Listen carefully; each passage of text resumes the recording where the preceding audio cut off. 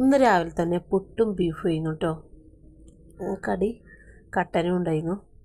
അപ്പോൾ അതൊക്കെ കഴിച്ച് ഒരു സിനിമയൊക്കെ കണ്ടപ്പോഴേക്കും നമ്മളവിടെ കിറ്റൊക്കെ കൊടുക്കണ്ടായിരുന്നു കേട്ടോ. ഒന്ന് ഓണക്കിറ്റാണ് കേട്ടോ കൊടുക്കുന്നത്. മുസ്ലിം ലീഗിൻ്റെ കേട്ടോ, ഷിയാബ് തങ്ങളെ പേരിലുള്ളതാണ്.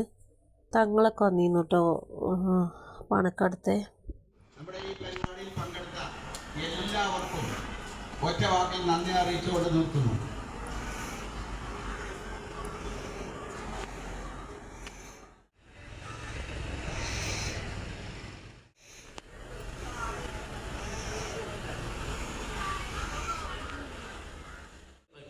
കിറ്റുകൾ ഇപ്പോൾ തന്നെ ഉടൻ തന്നെ വിതരണം ചെയ്യുന്നതാണ്. ഇവിടെ തന്നെ ഇരുന്നാൽ മതി. എല്ലാവർക്കുള്ള കിറ്റ് പാക്ക് ചെയ്ത് വൃത്തിയാക്കി വെച്ചിട്ടുണ്ട്.